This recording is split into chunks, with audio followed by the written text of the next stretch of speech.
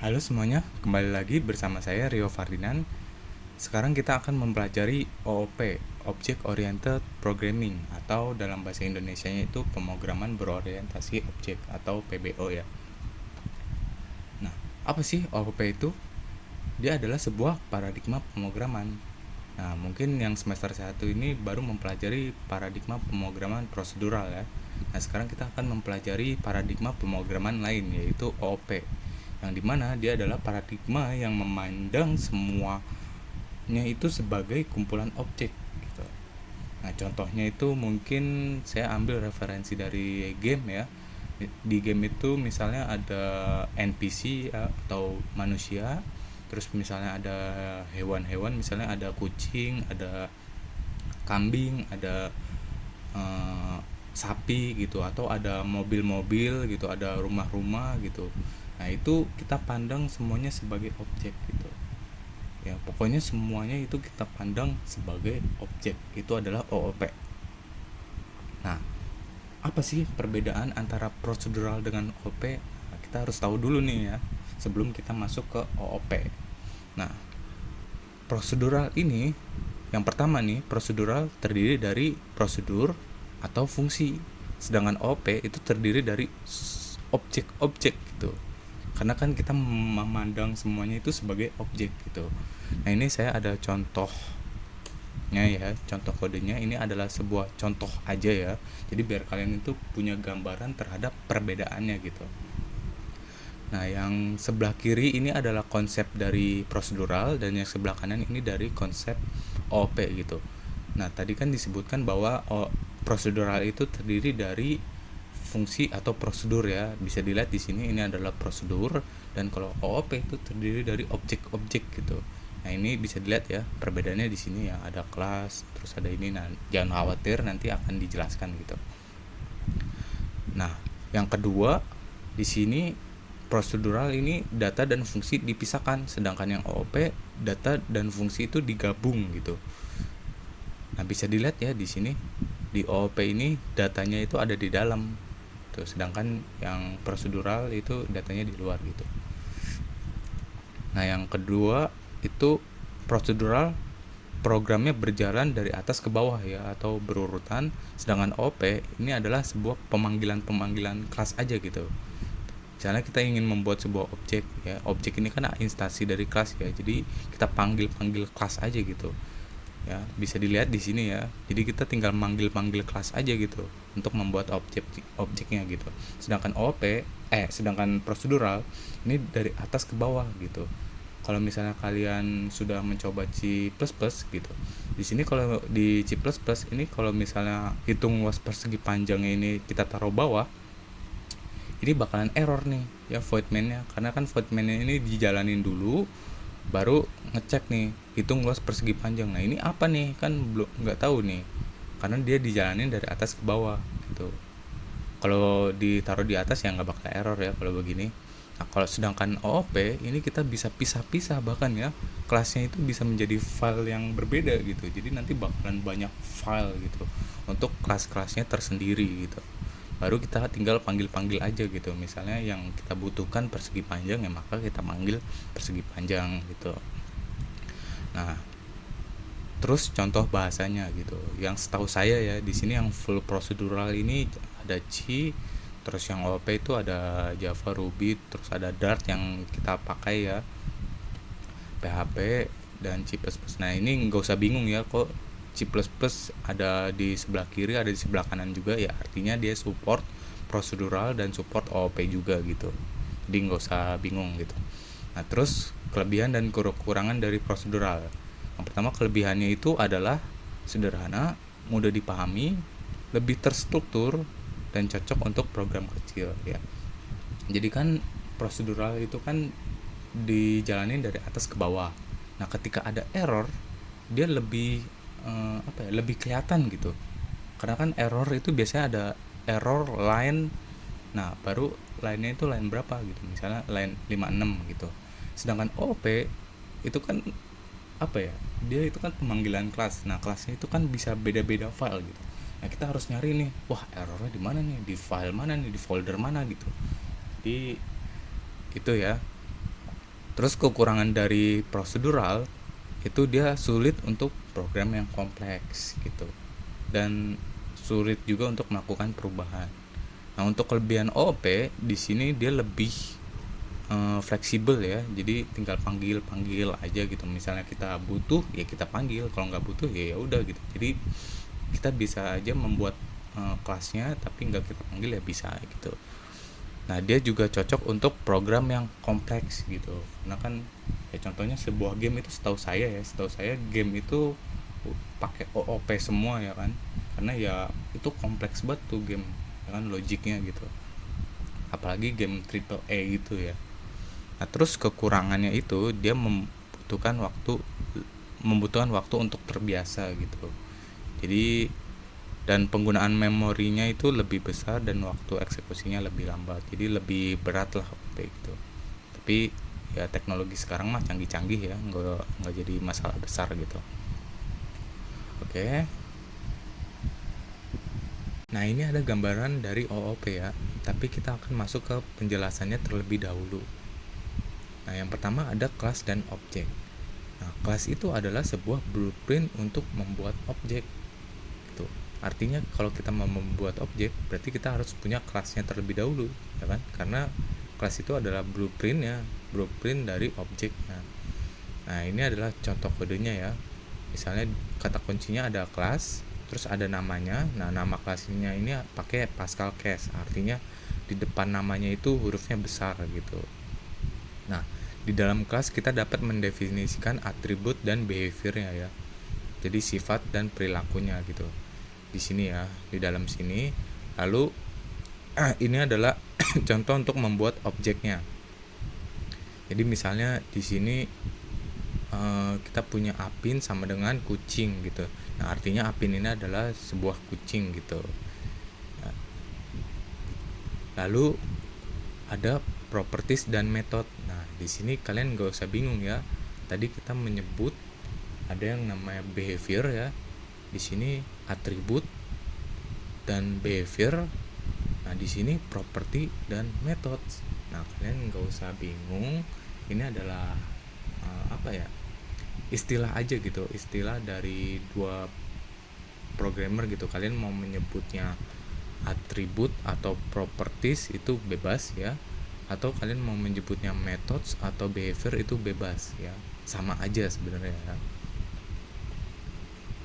Nah, properti ini ya atau atribut ini itu karakteristik atau sifat yang dimiliki oleh suatu objek gitu. Sedangkan method atau behavior tadi itu menggambarkan perilaku dari objek gitu. Nah, kita balik ke contohnya ini. Nah, misalnya kita punya sebuah kucing ya. Nah, kelasnya ini adalah sebuah blueprint dari kucing atau kerangkanya gitu. Nah, di dalam kelas ini ada atributnya. Tuh, atribut tadi itu kan sudah dijelaskan bahwa sifat ya, sifat atau karakteristik dari objek. Jadi misalnya karakteristik dari kucing ini ada warna bulunya, ada warna matanya misalnya, terus ada usianya, ada berat badannya gitu. Nah, terus methods tadi itu adalah sebuah perilaku dari kucing ini. Misalnya kucing ini bisa makan, bisa meong, bisa berlari. Nah, kita sudah membuat blueprintnya nih ya, kelas, atribut, dan metode. Lalu kita baru kita membuat objeknya gitu. Misalnya objeknya ini adalah sebuah nama gitu. Misalnya kan tadi ada Apin sama dengan kucing. Nah, artinya Apin itu adalah kucing gitu. Misalnya kita mau membuat banyak kucing gitu, ya kita tinggal kasih nama gitu. Misalnya kucing 1, kucing 2, kucing 3, atau namanya gitu. Misalnya Apin, Ipin, Upin gitu. Nah, itu akan lebih mudah lagi. Nah, kita langsung masuk ke prakteknya ya. Nah, di sini saya akan mencoba menggunakan project IDX gitu. Nah, silakan kalian buka idx.dev. Terus di sini silakan get started aja. Nah, tampilannya akan seperti ini. Ini putih ya. Kita ganti dark dulu. Nah, seperti ini ya. Nah, kalau misalnya kalian mau buat footer ya tinggal aja pencet footer. Nah, karena di sini kita belajar Dart dulu, kalian pencet yang di sini ya, see all templates, lalu cari yang backend di sini. Nah, scroll ke bawah, di sini ada Dart. Kalian pakai Dart di sini. Nah, misalnya di sini OOP. Nah, jadi keuntungan kita pakai IDX ini, dia itu yang bagi yang spesifikasinya rendah, kita bisa menggunakan IDX ini ya, karena dia basicnya itu cloud ya. Jadi kalian buka di HP juga bisa nih IDX, cuma kelemahannya dia butuh internet, jadi ya butuh loading ya. Dan mungkin yang internetnya lemot ya loadingnya akan lama gitu.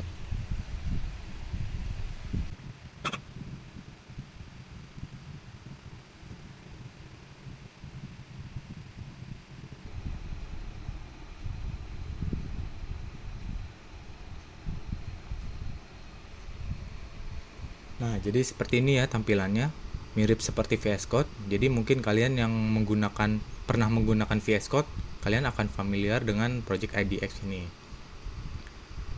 Di sini closein aja ya. Nah, ini terminalnya biarin aja dulu. Nah, di sini kita akan mencoba merubah tampilan warnanya dulu ya. Di sini warnanya putih ya, sangat tidak cocok dengan programmer. Ini close aja nih ininya. Nah, cara mengganti warnanya, kita pergi ke setting sini ya, pojok kiri bawah. Nah, terus ada themes di sini, color theme. Nah, di sini pilih ya, ada banyak di sini. Saya coba pakai monospace dark. Jadi lebih enak ya. Nah, di sini yang terminal biarin aja dulu. Di sini kita ngodingnya ada di folder bin terus server.dart.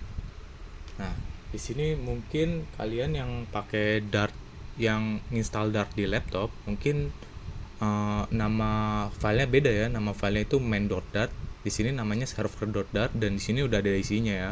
Karena kita tadi menggunakan template backend dari IDX. Jadi ini udah dibuatin template backendnya ya. Nah, di sini kita nggak perlu, jadi kita bisa hapus ya. Di sini kita hapus aja. Nah, di sini kita hapus dan asinkronusnya kita hapus. Nah, di bawah ini adalah watcher ya. Jadi ketika kita mengubah sesuatu di sini, misalnya kita coba print di sini ya.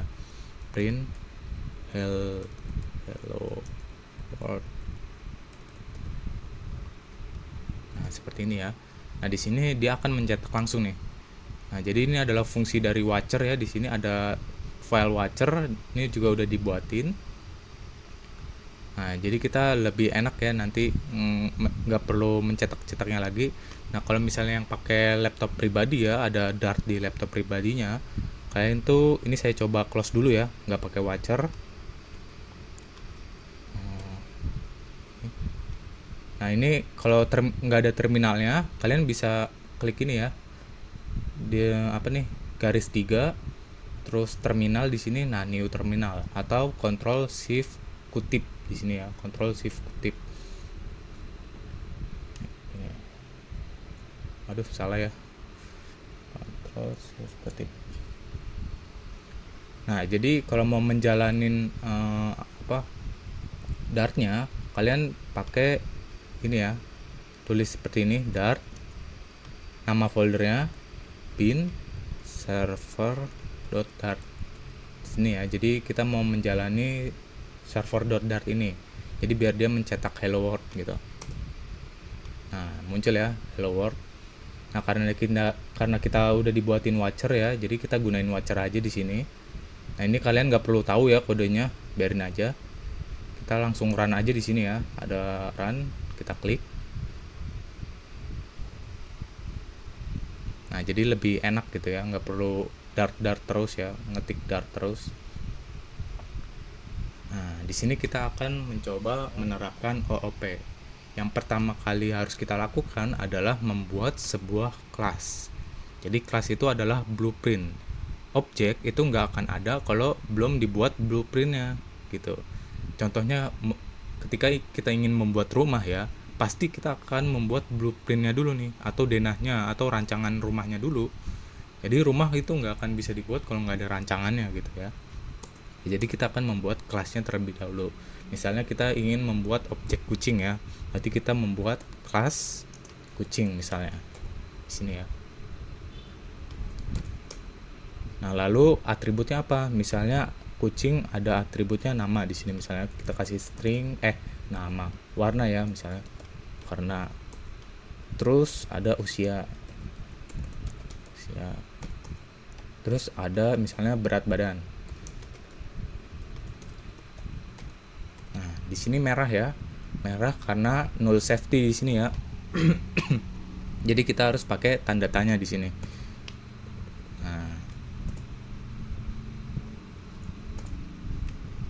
Nah, misalnya kita ingin membuat metodenya sekalian dah. Misalnya kita punya metode meong ya, misalnya meong gini. Dia akan mencetak meong. Print meong. Nah, seperti ini. Nah, baru kita membuat objeknya nih. Kita udah punya blueprintnya, tinggal kita panggil aja nih kelasnya ya. Misalnya kita buat apin ya.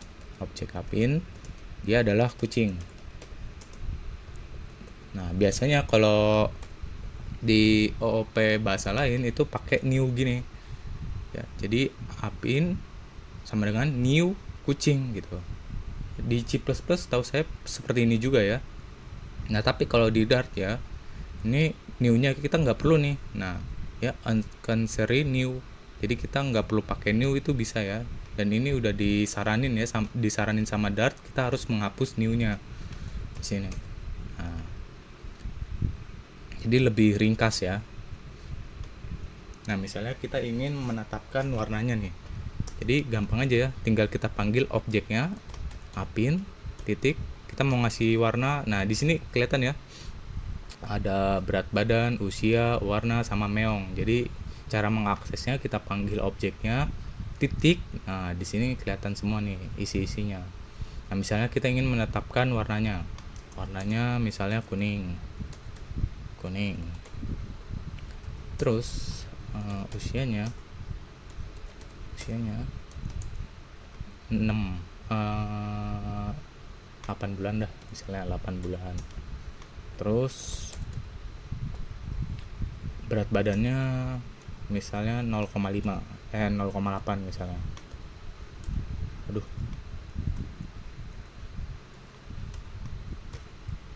Nah, seperti ini ya. Nah, bagaimana untuk cara mencetaknya nih? Gampang aja ya, sama aja ya, tinggal kita print apin titik warna. Nah, kita lihat di sini. Nah, dia langsung mencetak kuning gitu. Kalau mau mencetak usianya ya tinggal kita ganti warnanya menjadi usia gini. Nah, dia mencetak 8-nya ya. Nah, kalau kita mau mengakses metodenya di sini ya, di sini kan ada print meong nih. Gimana nih mau mengaksesnya? Gampang ya, tinggal kita panggil lagi objeknya titik. Nah, di sini ada meong di sini ya. Kita panggil aja meong fungsinya. Nah, dia akan keluar nih di sini meong. Nah, misalnya kita ingin membuat objek lain nih. Misalnya ada ipin ya, var ipin sama dengan kucing gitu ya, sama aja ya kayak di atas. Misalnya ipin ini warnanya hitam misalnya ya, tik warna dengan hitam di sini ya. Terus usianya samain aja dah. Di sini kita tinggal copy paste ya biar cepet. Nah, ipin.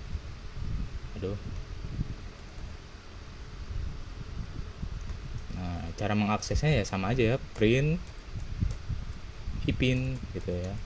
Ipin titik warna, terus ipin titik meong di sini. Nah, kita lihat ya. Nah, di sini hitam meong ini ya. Seperti ini ya OOP. Nah, kita langsung ke next materinya aja. Langsung ke sini ya. Oh, benar ya. Sebentar. Nah, properties sudah. Nah, ini ya constructor. Kita akan masuk ke constructor. Jadi constructor itu adalah sebuah metode ya, metode yang akan dipanggil otomatis ketika objek ini dibuat atau dipanggil ya. Nah, jadi fungsinya biasanya dia untuk menginisialisasi atau memberikan nilai awal kepada properti ya. Jadi seperti ini ya contoh kodenya. Jadi konstruktor ini adalah sebuah metode. Nah, metodenya ini namanya harus sama dengan nama kelasnya ya. Jadi di sini kan kelas kucing. Nah, metodenya harus sama juga nih, kucing. Nah, dia nggak ada tipe kembaliannya ya. Kalau metode kan biasanya di sini ya. Kalau kita lihat kode di sini ya, metode kita ada void-nya di sini. Nah, kalau return return integer ya berarti di sini integer ya. Nah, tapi kalau constructor itu nggak ada di sini ya. Jadi langsung kucing terus dikasih sini ya kurung biasa lalu kurung kurawal seperti ini. Nah, di dalamnya ini dijalanin gitu. Nah, ini lebih ringkasnya seperti ini ya. Kalau mau menginisialisasi aja lebih ringkasnya seperti ini. Nah, kita langsung ke prakteknya aja ya. Nah, misalnya di sini kita tambahin constructor. Ya, misalnya di sini kucing, kita ingin mencoba mencetak print. Kita lihat dulu ya, print membuat objek gitu. Nah, lihat ya di sini biar kita nggak bingung, di sini saya komen dulu. Nah, lihat di saat saya membuat objek apin dan ipin, di sini akan mencetak membuat objek ya. Jadi ketika kucing ini, apin ini membuat objek dari kelas kucing ini, nah kucing ini, metode kucing ini yang di dalam kelas kucing ini akan dijalanin gitu ya. Nah, terus ini kan kalau kita mau menambahkan warna, usia, berat badan, nah kalau misalnya atributnya dikit mah lebih gampang ya di sini. Nah, tapi kalau atributnya banyak gitu, itu kan akan lebih susah ya. Jadi lebih gampang pakai konstruktor. Jadi kita isinya di sini nih. Ya. Nah, caranya gimana ya? Kita pakai cara yang lebih ringkas tadi ya. Caranya di sini kurung kerawalnya kita hapus aja. Cara lebih ringkasnya kita pakai gini ya. Atau cara yang lebih susahnya aja dulu ya. Misalnya di sini ada tadi itu, nah seperti ini ya, string warna. Kita kasih parameter string warna, integer usia, double berat badan. Nah, di sini mau ngapain nih? Di sini mau ngapain nih? Dari parameter ini kita ingin menetapkan warnanya menjadi di sini ya. This dot warna sama dengan warna. Nah, jadi kita ngambil warna di sini ya, atribut warna, pakai this dot warna. Dia itu adalah dia mengambil warnanya dari parameter sini, warna sini. Nah, di sini kita tinggal copy paste di sini, this dot usia terus berat badan. Nah, jadi seperti ini ya. Nah, sekarang dia butuh sebuah konstruktor. Jadi di sini misalnya warnanya kuning ada 3 ya. Terus usianya 8, berat badannya 0,8. Nah, di sini kita copy aja biar cepat. Nah, warnanya kita ubah menjadi hitam. Nah, seperti ini ya. Nah, tinggal kita akses nih warnanya. Misalnya kita ingin mengakses warnanya di sini. Nah, lihat ya, dia salah ya, dia mencetak usia. Di sini kita cetak warna. Nah, lihat ya, dia akan mencetak kuning dan hitam gitu. Jadi nggak perlu pakai ipin titik warna sama dengan hitam lagi. Di sini kita langsung isi di kelasnya ini ya, di argumen dari kelas ini gitu. Nah, kita coba terapin cara yang lebih simpel lagi nih. Ini kan panjang nih. Nah, ada yang lebih simpel lagi ya. Tinggal kita kucing Terus parameternya langsung aja nih, this titik warna, this titik usia, this titik berat badan gitu ya. Ini tipe kurang A. Nah ini jadi lebih ringkas lagi ya, yang tadinya berapa baris nih, 4 ya, 5 baris, ini jadi 1 baris gitu. Nah, ini sama aja ya, jadi ketika di print keluar kuning dan hitam ya di sini. Misalnya kita ingin mengakses berat badannya, nah tuh keluar ya 0,8 sama aja. Nah ini adalah konstruktor. Kita lanjut. Nah di sini ada 4 pilar OOP. Ada encapsulation, abstraction, inheritance, dan polymorphism. Kita mulai dari encapsulation. Nah, encapsulation adalah sebuah teknik untuk membuat properties dan metode dalam kelas menjadi private. Ya, tujuannya itu untuk melindungi data, untuk melindungi properties dan metode ya dari akses langsung dari luar gitu ya, dan mengontrol bagaimana data tersebut dapat diakses dan dimodifikasi gitu. Nah, jadi misalnya project kalian itu udah besar ya, nah nanti kan pasti otomatis atribut ya atau properti dan metode kalian tuh kan akan menjadi banyak gitu ya kan.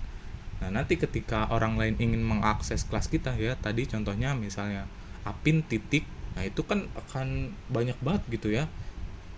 Kalau misalnya nggak kita encapsulation itu akan keluar banyak banget gitu kalau misalnya aplikasi kita udah kompleks. Nah encapsulation itu untuk mengatasi masalah itu. Jadi yang nggak perlu diakses dari luar gitu ya kita buat private gitu ya, contohnya seperti ini ya. Ini adalah kode programnya. Jadi untuk membuat properti menjadi private kita pakai underscore. Terus ada yang namanya setter dan getter. Setter ini untuk men-setting propertinya ya, atau untuk mengatur nilai dari propertinya. Terus getter itu untuk mendapatkan nilai dari propertinya. Jadi set dan get di sini ya untuk memodifikasi dan mengakses ya. Nah, kita langsung ke prakteknya aja langsung ya. Nah di sini ini apa ya, kita close, kayaknya tadi nge-restart. Nah tadi kata kuncinya itu kita pakai underscore ya untuk membuat private. Di sini kita coba ya underscore. Loh kok nggak bisa? Nah underscore.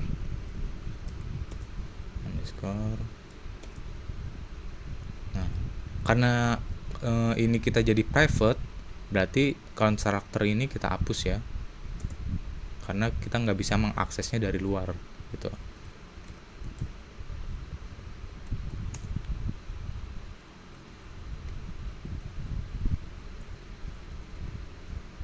Nah begini ya.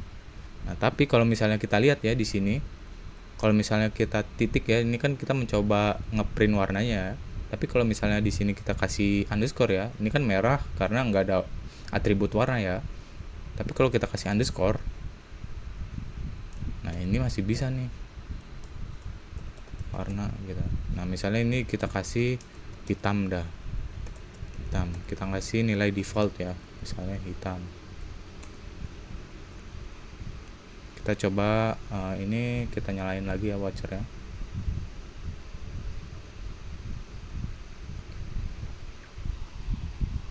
Nah dia bakalan mengakses nih. Nah caranya ini kita buat file baru ya. Jadi kita pisah kelasnya. Misalnya di sini ada kucing.dart. Nah di sini kita tinggal copy aja ya. Kita cut aja. Kita taruh sini. Nah di sini baru kita import. Importnya gampang ya, tinggal klik yang ini ya, lampu oranye. Kita import kucing. Nah di sini sekarang udah nggak bisa diakses nih ya, karena udah menjadi private gitu ya. Jadi kalau warna doang di sini, nah tuh nggak bisa ya. Kalau misalnya kita lihat titik, nah udah nggak ada nih atribut-atributnya, hanya ada meong gitu. Nah, untuk membuatnya kita bisa mengaksesnya itu kita bisa pakai setter dan getter. Tapi saya akan mencontohkan dulu memakai metode gitu ya. Jadi misalnya kita ingin mengakses, ini kita ganti dulu ya. Kita ingin orang itu bisa mengakses warnanya atau usianya dah. Usianya kan nggak mungkin ya kucing itu usianya minus. Nah, kita harus bisa mengatasi hal tersebut tuh. Jadi ketika user atau orang lain ingin menggunakan kelas kita terus usianya minus, nah itu harus kita atasi tuh ya. Jadi itu juga salah satu gunanya encapsulation ya. Jadi misalnya kita buat void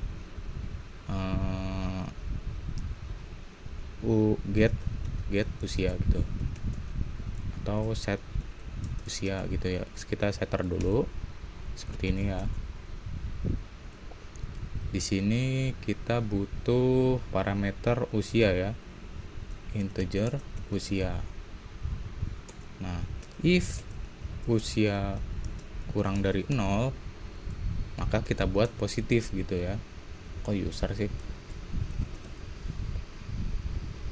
Maka kita buat 0 gitu, usia dikali minus 1 gitu ya. Jadi kita buat positif dia. Nah, terus baru kita setting nih this underscore usia sama dengan usia gitu ya. Atau di sini nggak perlu pakai this ya, sepertinya bisa. Nah, ini ya. Nah, misalnya kita coba pakai set usia ini ya. Jadi cara menggunakannya ya, ini kan sebuah metode ya. Jadi kita panggil di sini. Oh ya, ini ngeset. Ini kita komen dulu ya printnya. Nah, misalnya dari apin dulu kita ingin men-setting usia dia. Set usia, misalnya kita ada salah ketik nih, kita minus 3 gitu. Nah, kita print baru usia. Oh, di sini belum bisa ngeprint ya karena belum ada getternya. Kita baru mempunyai setter. Nah, di sini baru kita tambahin getter ya. Void get usia. Nah, dia return dari underscore usia. Oh, salah ya, integer ya, bukan void karena dia return. Nah, di sini integer tanda tanya seperti ini ya. Di sini kita pakai ini. Bentar, ini kenapa merah ya? Usia. Oh, salah ya, get usia seharusnya. Get usia. Nah, seperti ini ya. Nah, bisa dilihat ya. Oh, dia masih minus 3 ya. Nah, ternyata saya kurangnya di sini ya. Saya kurang sama dengan ya tadi. Seharusnya pakai sama dengan ya. Jadi usia sama dengan usia dikali minus 1. Jadi hasilnya akan positif ya outputnya. Jadi ketika ada user ngantuk ya, misalnya ngodingnya malam-malam ya, biasanya kan programmer itu ngodingnya malam-malam ya, ngantuk-ngantuk, terus ngisi minus ya. Jadi hasilnya di sini plus gitu ya. Jadi nggak boleh minus di sini ya. Misalnya di sini ganti minus 4. Nah, maka akan jadi positif 4. Nah, ini kan kita menggunakan sebuah metode ya. Nah, sekarang kita akan mencoba menggunakan setter dan getter gitu. Nah, tadi itu kata kunci untuk set adalah untuk setter adalah set ya. Set begini namanya, misalnya usia. Lalu karena dia memanipulasi data, jadi dia butuh parameter ya. Jadi dia butuh data, misalnya string integer ya, integer usia. Nah, ini kodenya sama aja ya. Jadi di sini kita copy paste aja. Nah, seperti ini untuk setternya. Lalu kita membuat getter. Nah, getter ini kan hanya mendapatkan datanya aja ya, jadi dia nggak perlu parameter gitu. Jadi hanya kurung kurawal seperti ini. Nah, tinggal kita return underscore usia gitu. Ini kenapa ya, dynamic integer get usia. Di sini saya kasih ininya aja dah. Nah, jadi dia nggak boleh null. Nah, jadi seperti ini ya. Kita coba ya di sini server. Nah, jadi untuk menggunakan setter dan getter ini kan kita menggunakan metode, dia butuh kurung seperti ini. Kalau setter dan getter kita nggak perlu ya. Jadi sama aja seperti yang bawah ini. Kita tinggal, nah ini ya usia Apin, usianya mau berapa nih kita setnya. Misalnya 8 atau minus 8 ya, minus 8. Nah, terus kita print nih, kita cetak. Nah, ini jadi 8 ya, bisa dilihat langsung ya. Nah, ini kita ini, atau ini kita hapus aja deh biar nggak pusing ya. Nah, ini yang pakai function, ini yang pakai method, ini yang pakai setter, dan ini getternya itu tinggal kita print Apin titik usia, udah gitu doang ya untuk ngegetnya. Jadi lebih gampang. Nah, lihat ya, 8 gitu. Nah, jadi kalian bebas ya mau pakai yang metode ini seperti ini atau mau pakai setter getternya gitu ya. Setelah, tapi kalau saya biasanya pakai setter dan getter gitu. Nah, oke, jadi seperti itu ya penerapan encapsulation. Jadi kita melindungi sebuah properti agar tidak bisa diakses dari luar gitu. Jadi private gitu. Nah, untuk mengaksesnya kita bisa menggunakan setter atau getter. Dan itu juga sesuaikan kebutuhan gitu. Kalau misalnya hanya bisa dimodifikasi, maka pakai setter aja. Tapi kalau misalnya hanya bisa diambil datanya, itu pakai getter aja gitu. Nah, itu kan kita tadi kan kita sudah menerapkan properties ya. Nah, gimana kalau method gitu? Nah, ini gampang aja ya, tinggal kita kasih underscore. Nah, di sini udah menjadi private ya metodenya. Jadi nggak bisa diakses tuh. Nggak ada meong di sini. Underscore meong gitu, nggak ada ya. Nah, itu caranya sama aja ya, kayak pakai setter dan getter untuk pemanggilan meongnya ini gitu. Oke, kita lanjut. Ada inheritance. Nah, inheritance ini adalah sebuah teknik warisan. Jadi kita bisa mewariskan semua properti dan methods itu ke kelas yang baru gitu. Jadi bisa dibilang kita itu seperti membuat kelas baru dari kelas yang udah ada gitu. Jadi kita kan nggak perlu ngopas lagi gitu kan. Kalau ngopas terus, kalau misalnya ada kelasnya banyak, kita ingin membuat kelas banyak terus dikopas terus kan ya capek juga gitu. Belum nanti tiba-tiba ada perubahan, belum ada human errornya. Nah, jadi kan mending kita warisin aja gitu daripada kita kopas, kita ubah dan lain segala macam gitu. Nah, jadi kelas yang baru ini ya, atau yang diwariskan ini itu disebut child. Nah, terus kelas yang di atasnya ya, kelas yang sudah ada ini disebutnya parent ya. Nah, ini adalah contohnya ya, kata kuncinya pakai extend gini. Kita langsung ke prakteknya aja langsung ya. Jadi di sini misalnya ada kelas animal ya, misalnya untuk parentnya gitu. Kelas animal ya, atau hewan aja bahasa Indonesia ya, hewan. Nah, ini berisi misalnya ada string warna mata dah misalnya ya, warna mata ya. Ini hanya contoh aja ya, jadi nanti jangan bingung lah, kan warna mata kucing kan bisa beda-beda, ada orange, Terus warna mata sapi bisa aja merah gitu. Ini hanya contoh aja ya. Nah ini terus misalnya ada void makan dah. Misalnya ada contoh void makan, kita print sedang makan gitu, sedang makan. Nah gini aja dulu ya. Nah misalnya kita punya banyak hewan nih, banyak hewan, misalnya ada, ini kita hapus aja dulu, kita rapihin ya.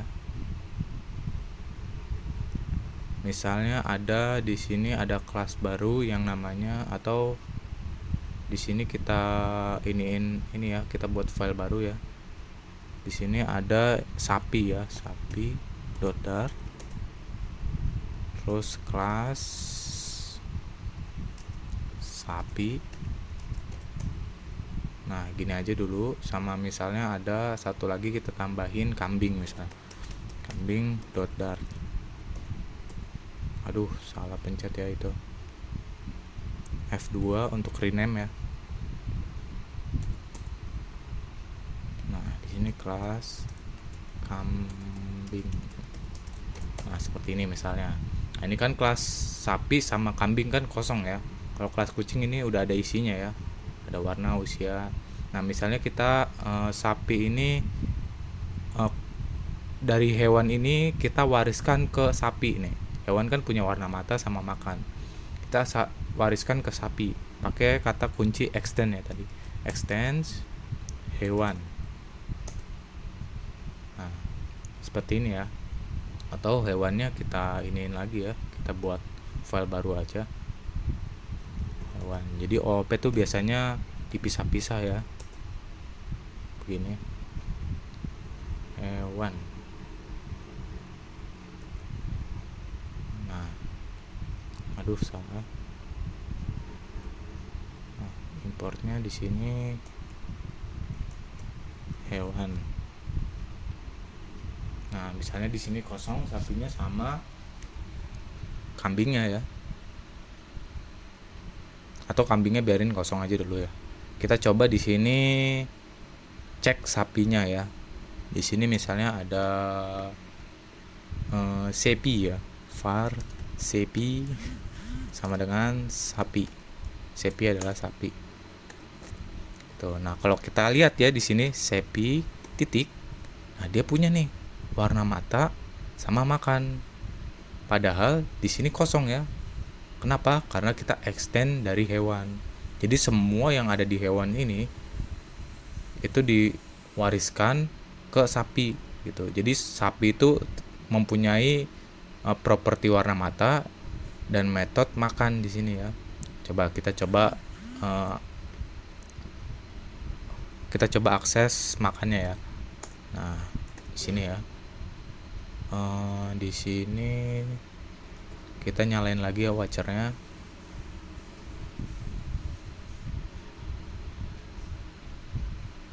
Nah keluar ya sedang makan. Ini ada 8, ini kita hapus aja dulu ya. Nah yang gak penting-penting hapus aja dulu biar. Nah sedang makan di sini ya. Kalau misalnya si tadi ya ada kambing ya, kambing kok gitu, var kambing sama dengan kambing. Nah kalau kita lihat di sini kambing itu nggak punya apa-apa ya, kosong dia, karena ya kita belum nambahin apa-apa. Tapi kalau di sini extend sama hewan, nah hewan di sini ya.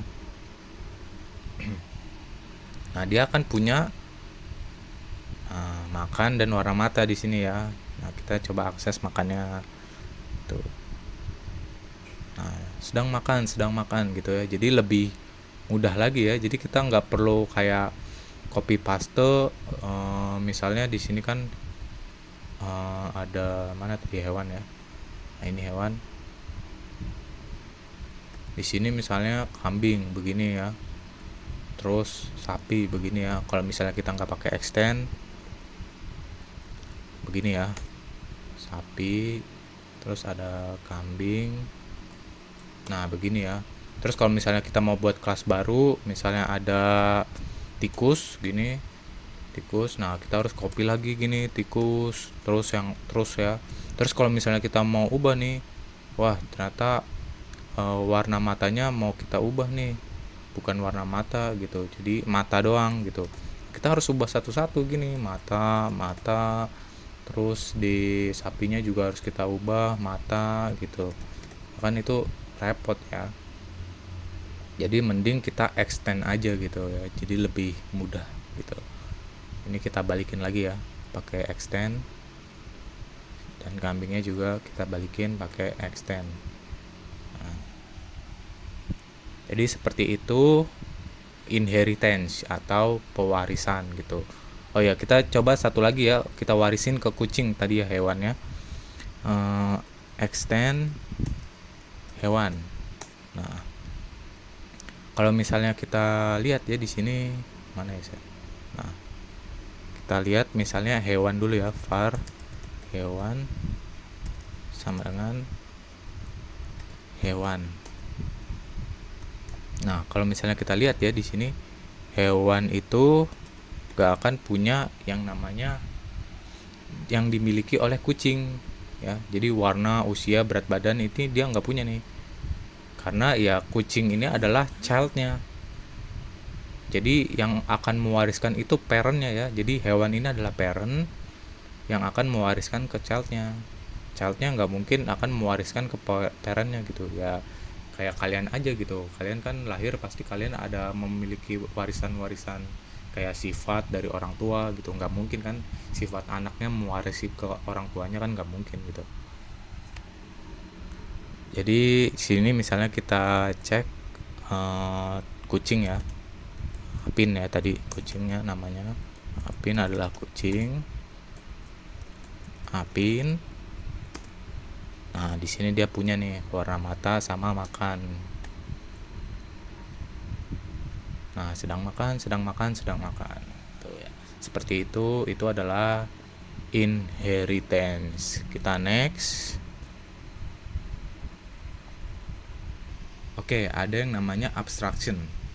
Abstraction ini memungkinkan kita membuat kelas tidak bisa diinstansiasi langsung.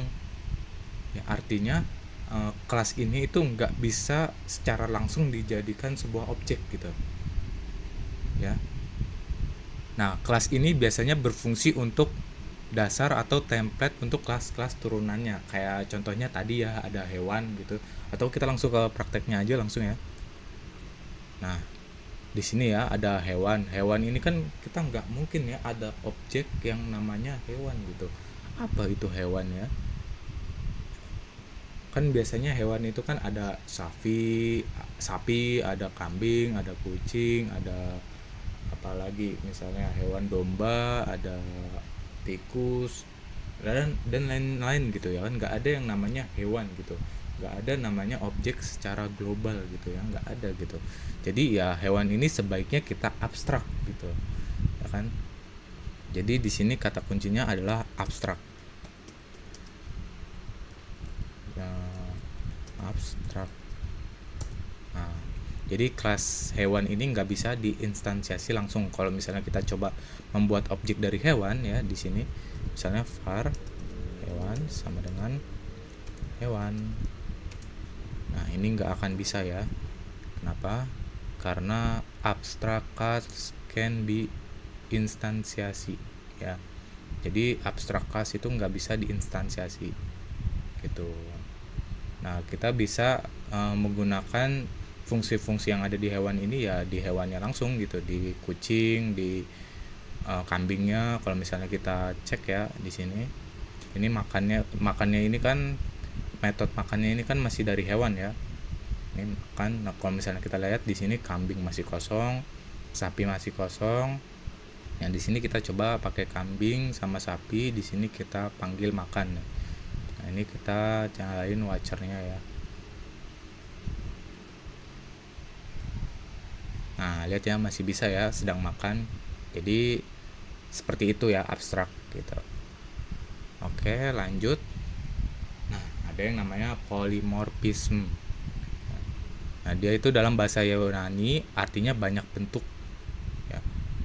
Nah, polymorphism ini adalah sebuah teknik di mana kita membuat sebuah metode nih ya dengan nama yang sama tapi isinya itu beda. Gitu. Nah, maksudnya apa? Maksudnya kita langsung ke prakteknya aja ya. Jadi contohnya seperti ini ya. Ini kan ada sapi makan, kambing makan, kucing makan. Nah, dari ketiga hewan ini gak mungkin kan makanannya sama.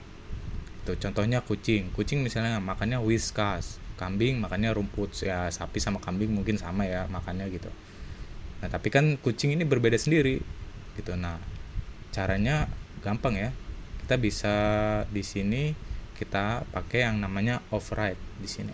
Misalnya kambing di sini add override